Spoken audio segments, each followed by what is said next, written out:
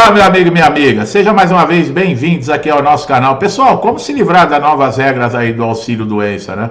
Todo mundo sabe que o maior alvo do pente fino agora em 2024 está sendo o auxílio doença, né? Devido a uma série de fatores que envolve aí o alto volume de concessão, a necessidade de um controle mais rigoroso, segundo o INSS, para buscar e identificar possíveis fraudes e irregularidades. O governo também tem implementado o pente fino aí com o objetivo de reduzir gastos excessivos e garantir que os benefícios sejam pagos somente àqueles que realmente se encontrem incapacitados temporariamente para o trabalho. Em agosto foram 245 mil beneficiários de auxílio doença que passaram por perícia de pente fino, mais da metade foi cessado os benefícios. O INSS alega, alto custo para os cofres públicos, porque o auxílio doença ele representa um impacto significativo, segundo o INSS, nas contas públicas. Como esse benefício ele é temporário, ele exige aí uma gestão cuidadosa para evitar prolongamentos desnecessários ou indevidos. O pente fino busca identificar situações em que o segurado já está apto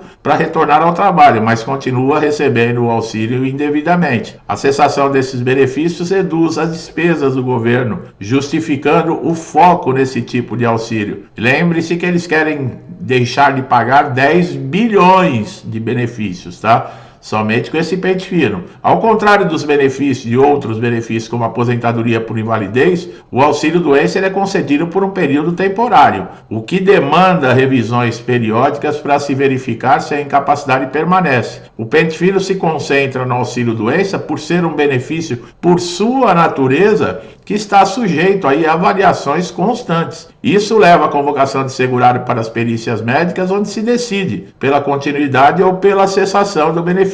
O pente fino, o INSS, que esse negócio de combater fraude e irregularidade, e o auxílio doença é um dos benefícios que eles dizem ser os mais suscetíveis à fraude, especialmente nos casos de incapacidade que ela é simulada. Olha só, o segurado continua a receber mesmo já estando em condições de voltar para o trabalho. E os critérios que são usados no pente fino e nas convocações têm sempre o objetivo de encontrar essas pessoas fraudulentas, que segundo o INSS são tudo fraudulento. Com o uso crescente da tecnologia, a inteligência artificial, sistemas automatizados, diz o INSS que tem melhorado a capacidade de identificar aí inconsistência nos dados dos segurados. O auxílio doença, por ser temporário, acaba passando por análise mais detalhada e com o uso de ferramentas tecnológicas para cruzar informações e verificar se o benefício está sendo pago de forma correta. Isso faz com que o auxílio doença esteja no centro das ações do INSS. Ele é alvo prioritário do pente fino, apesar que nós temos o BPC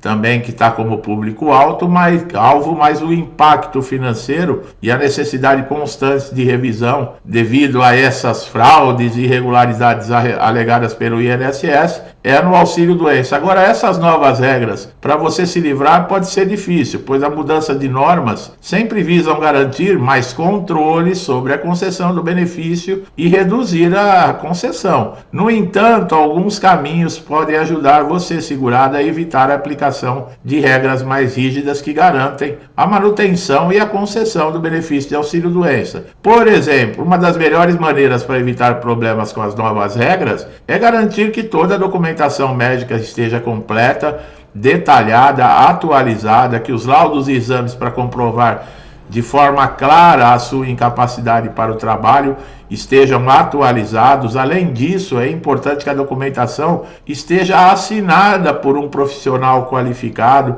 e sejam apresentados dentro de um prazo estabelecido. O pessoal fala, quanto tempo vale um laudo? 30 dias? 45 dias? Já é bom atualizar, tá, pessoal? Então, outro aspecto essencial é garantir cumprimentos, de requisitos contributivos, como o tempo mínimo de contribuição para ter direito ao auxílio doença. Muitos segurados têm o benefício negado por não atenderem essa exigência. A carência, pessoal, de 12 meses. É importante acompanhar o histórico de contribuições no sistema do INSS e, se houver inconsistência, corrigir antes de você fazer a solicitação do benefício, porque não adianta. Muitas vezes você pode falar, não, mas eu tenho as 12 contribuições, a empresa está depositando a empresa está pagando o INSS, tem muitas empresas que não pagam. E aí, num caso desse, você precisa, como é que faz? Se o auxílio-doença for negado ou cessado com base nessas novas regras, o segurado tem direito a entrar com recurso e contestar a decisão administrativamente. Esse processo exige mais provas médicas, outros documentos que comprovem a incapacidade para o trabalho,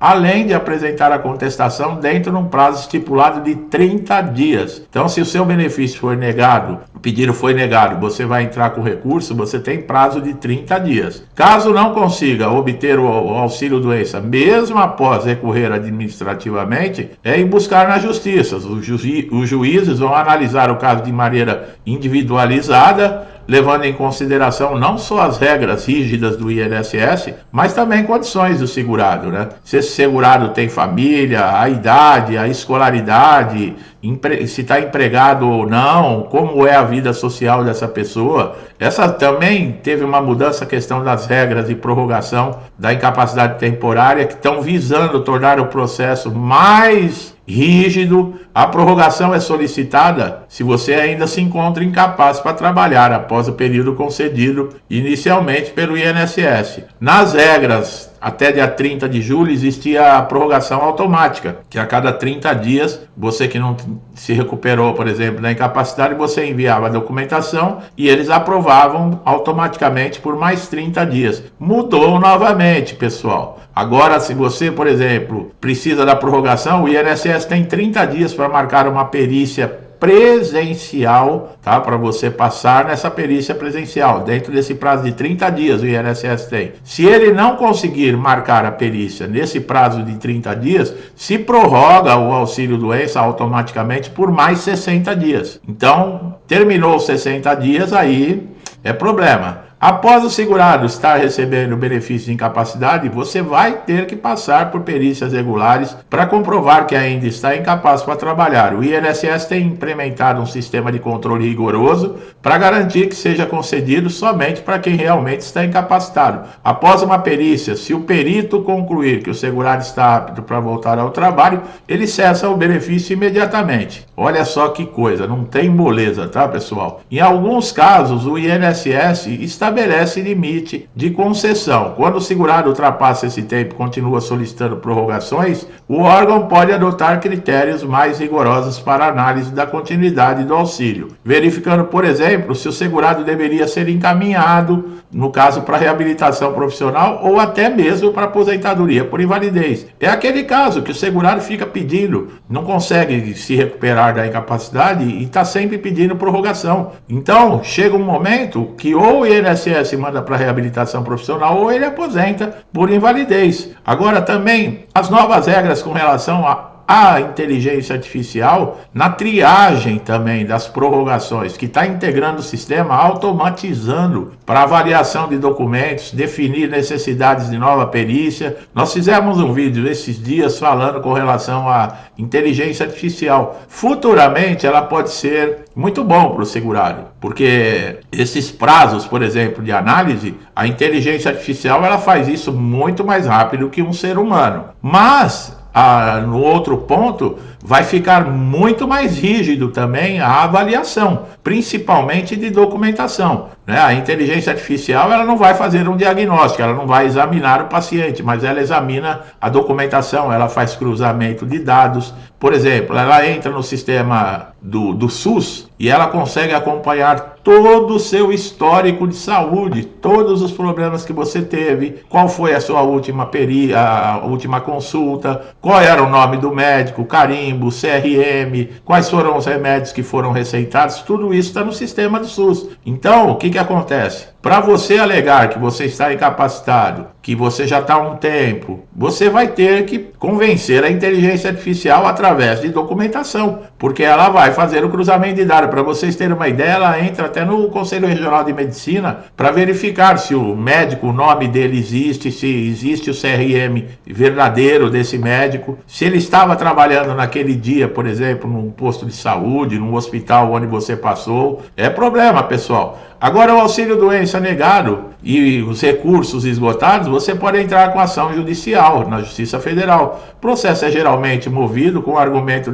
de que as perícias do INSS foram equivocadas e insuficientes para avaliar corretamente o estado de saúde desse segurado. Nessa condição, o segurado também vai ter que apresentar provas, laudos, exames médicos que demonstrem a sua incapacidade. A Justiça vai nomear um perito médico independente para avaliar a condição desse segurado. O perito vai realizar a perícia analisando tudo, documentos, examinando o segurado, ouvindo o segurado sobre a sua incapacidade, no que está atrapalhando profissionalmente, o que está impedindo dele desempenhar a função, tudo o que o perito do INSS teria que fazer. E uma grande parte não faz. Não podemos falar que todo perito. Existe aí uns 10% que faz. Os outros 90%, infelizmente. Agora o juiz, ele vai dar a sentença, mas ele também vai examinar esse laudo do perito judicial. Não existe garantias, pessoal, dependendo do que você demonstrar e a análise desse perito judicial, que não tem nenhum vínculo com o INSS, vai dar. Muitas vezes, se for desfavorável ele não reconhecer a incapacidade,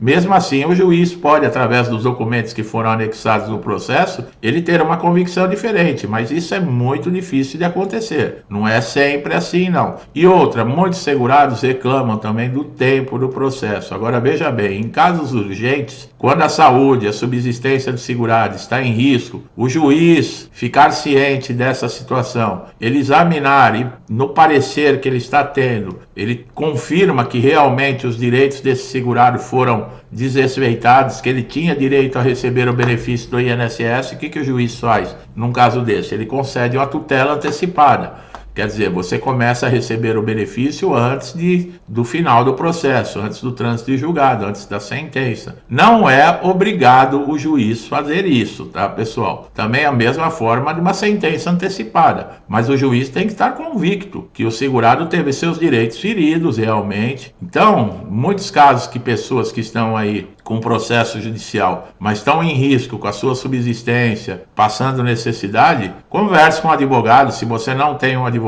procure a Defensoria Pública. Num caso de emergência, exponha o seu caso, leve em conhecimento lá para o juiz, para ver se pelo menos ele concede a tutela antecipada para você ir sobrevivendo até o término do processo, né? Que sendo favorável a você, vai ser feita a implantação do benefício, vai lhe pagar os atrasados. Então aí já começa a melhorar um pouquinho a vida. Tá bom, meu amigo e minha amiga que estão chegando aqui a primeira vez? Eu espero que esse conteúdo tenha sido proveitoso, tenha tirado dúvidas. O conhecimento é muito válido. Gostou do nosso trabalho, como nós trazemos aqui o conteúdo? Dá um like para fortalecer esse trabalho, tá bom? Se você ainda não é inscrito no canal, se inscreva, ative o sininho de notificação para sempre estar recebendo nossos conteúdos em primeira mão. Você só tem a ganhar com isso, tá? Meu amigo e minha amiga, muitos comigo desde o início do canal, meu muito obrigado. Que Deus abençoe a casa, a família e a vida de vocês com muita paz, saúde, prosperidade, tudo de bom, tá? Tudo que eu desejo para mim e para minha família, eu lhes desejo em dobro. Eu deixo um forte abraço e até os próximos vídeos.